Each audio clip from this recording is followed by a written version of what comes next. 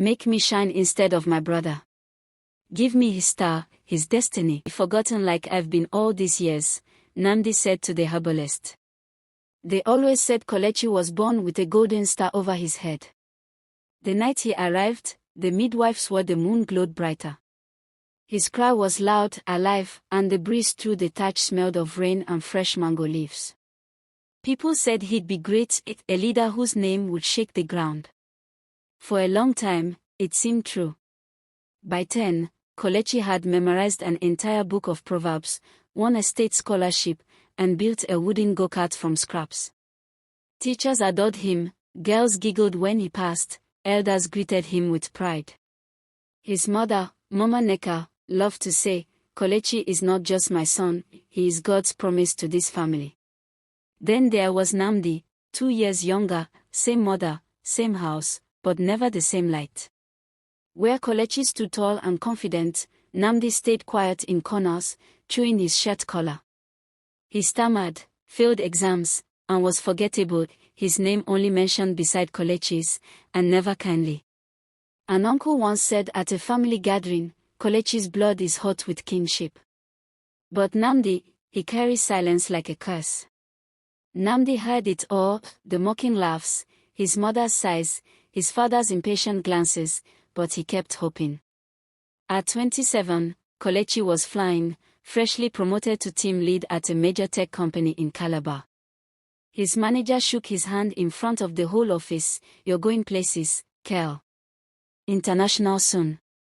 He owned a small apartment, drove a Corolla, and was engaged to Ifeoma, a brilliant nurse with kind eyes. Weekends meant wedding plans, calls from abroad, and Mama Nneka telling neighbors, my son is coming to pick me up with his car next week. Nnamdi, meanwhile, repaired roadside generators in Okofia village. Most days he sat under a makeshift shed on a wooden bench, hands grease-stained, sweat shining on his brow. He moved from house to house with a rusty toolbox, patching coils, changing plugs, rewiring burnt fuses. The pay barely covered kerosene and bread. Some clients underpaid or asked for credit, he never complained, just smiled and moved on. But every flickering generator felt like his life, always running, always noisy, never truly bright or stable. He couldn't afford to move out of his parents' home and grew used to the insults and comparisons.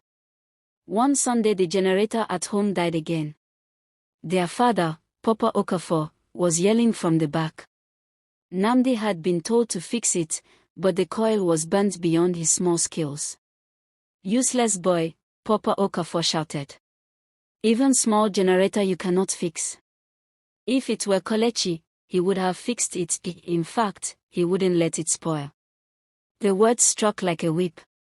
Nnamdi froze, lips trembling. He didn't argue. He didn't cry. He went to the room, sat, and stared at the wall for hours. Kelechi, home for a brief visit, heard but said nothing. That night Kelechi slept peacefully. Nnamdi lay awake, jaw clenched, a war inside him. For 2 days he barely spoke. He moved through the house like smoke, present but invisible, his pain boiling like palm oil. One afternoon, after a failed repair job, he sat outside Chidi's barber shop. The sky was grey, promising rain. His childhood friend Ebuka strode by with a cold sachet of water and the look of someone who knows. You want thing die? Ebuka teased gently, sitting beside him. Now your papa again. Nnamdi forced a laugh. New thing. He compared me to Kelechi because I couldn't fix the coil. I know a way, Ebuka said after a pause. Not everyone is born with a shining star. Some people go and find light. What's that supposed to mean? My father knows old things, Ebuka said. He can help you take one. That night, after their father slept and Kelechi was giggling on the phone with Ifeoma, Nnamdi followed Ebuka into the bush behind Papa Okafor's farm. A clay hut sat there. Inside, an old man with milky eyes and a white wrapper, Boba Nwori, sat with cowries scattered in strange patterns. A single candle flickered, casting shadows that moved when they shouldn't. Speak, the herbalist said. I'm tired, Namdi whispered. Tired of being nothing. I don't want to live in Kolechi's shadow, I want to live in his place. You wish to carry another man's star? The old man asked. Yes, Namdi breathed. Let him know what it feels like to be forgotten. Let me shine. Baba Nwari brought out a small calabash tied with red thread and dropped 3 cowries beside it. Then bring me a piece of him. Not blood, that comes later. First, something close to his skin when his guard is down. His singlet, worn, unwashed, and his boxers. Place them in this calabash before sunrise. No one must see you. Then the exchange begins. That night, the moon hid behind thick clouds. Namdi crept into the room he shared with Kolechi. The singlet was neatly folded on a chair, the boxers lay beneath the bed. A war raged inside him, guilt versus hunger. Then his father's words returned like a slap, if it were Kolechi, and with trembling fingers he took the clothes, folded them like a thief of something sacred, and slipped out. At the hut, Baba Nwari had drawn white chalk circles. Namdi stepped inside barefoot and knelt. He placed the singlet and boxers into the calabash. The candle surged. The old man chanted words older than language. He pricked Namdi's palm, 3 drops of blood fell onto the cloth. The air ripped, not thunder, but fabric tearing. The candle went out, yet Namdi could still see. A wide golden road. Kolechi walking in white, smiling. As the chant rose, his road dimmed, stone by stone, while another path, Namdi's, began to glow. Kolechi stumbled, confused, and faded into the background. When the candle relit, Baba Nwari was sweating. It is done. Your life will open. But destiny borrowed is never free. It watches, and fights back. If anyone sees, touches, or breaks this calabash, you will lose everything and start from scratch. The next morning Kolechi missed his flight to Calabar. His alarm failed for the first time ever, his fully charged phone was stone dead. He joked to Ifeoma about village people, then traveled back the next day. That same week Namdi got a call from a former client, urgent electrical work at a small hotel in Obeligo. The usual technician was unavailable. Namdi fixed it in 30 minutes. By weekend, the hotel manager introduced him to a contractor overseeing maintenance for 12 guest houses across 3 local councils. Cash up front. Namdi shook hands like a man who'd been waiting all his life. Back in Calabar, Kolechi's job began to crack. A major deal he'd shepherded for weeks was reassigned without explanation. Then a decimal error, one he swore he didn't make, cost the firm over 3 million Nigerian nairas. He defended himself, humiliated. Maybe you're stressed, Ifeoma said softly on the phone. In Okofia, Namdi bought a sleek Android, new clothes, and his own generator. Confidence fit him like new skin. People noticed. Mama Neka peeked through the curtain. A hen, at least one of them is thinking like a man, Papa Okafor grunted, suddenly quiet about Kolechi. Mama felt uneasy, something about the shift flowed backward like water. 6 months. That's all it took for their lives to swap. Namdi now drove a brand new SUV through Okofia with designer shades, moved to the city, bought a duplex, opened a thriving electrical company, and married Nkiru, a local beauty queen who once walked past him like he was invisible. The wedding was loud, musicians shouted, "Namdi billionaire," until it stuck. Kolechi returned to the village on foot, one bag in hand, clothes unpressed, job gone, Ifeoma no longer taking his calls, landlord tossing his belongings outside.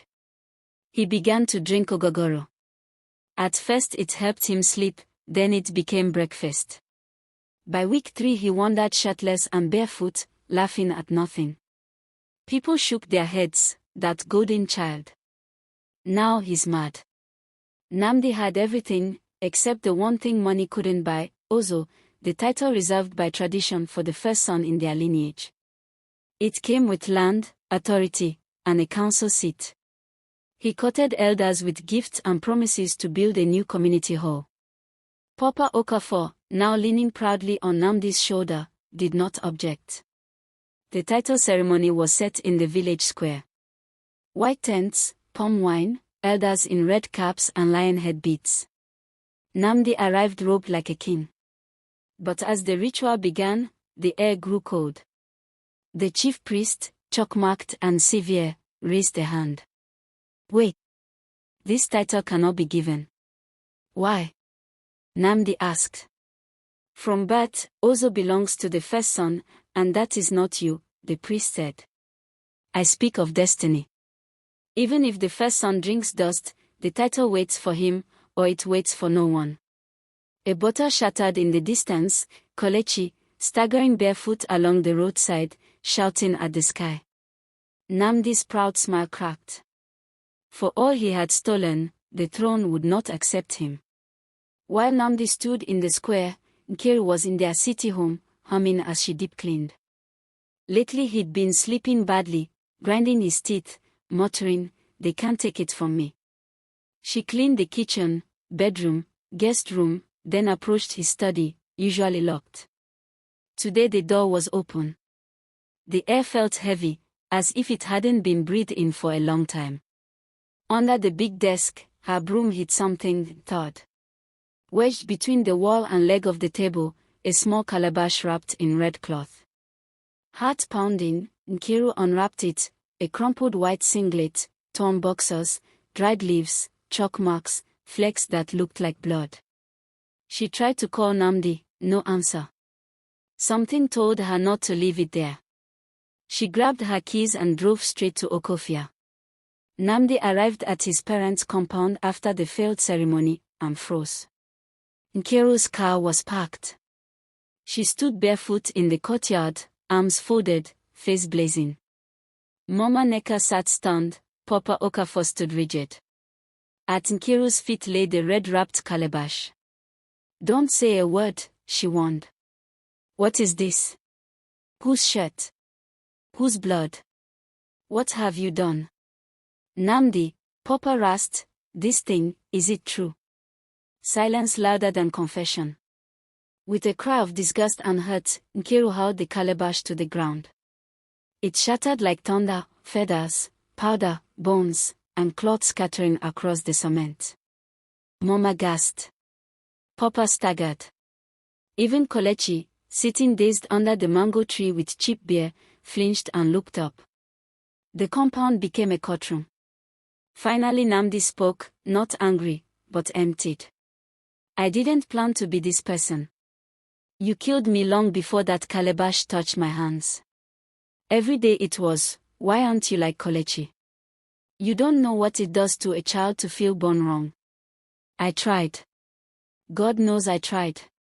But nothing I did was ever enough unless I became him. He faced Mama. Do you remember, the day Papa shouted because I couldn't fix the generator, and you said nothing when he praised Kelechi? You pushed me into the shadow, and I found darkness. The truth hung there, raw and ugly. Nnamdi looked at the broken calabash. I didn't do this because I'm evil. I did it because I was invisible. I wanted to be seen. He turned to Nkiru. I'm sorry. Truly. But this pain started in this house. He faced his parents. Don't ever compare another child again. Not yours. Not your grandchildren. Not anyone. Some children won't survive it. From the corner, Kelechi slowly lowered his bottle. Nnamdi walked to him, not as a rival, but as a younger brother who once wanted to be held with the same pride. I'm sorry, Kelechi. I took what wasn't mine. I let pain turn me ugly.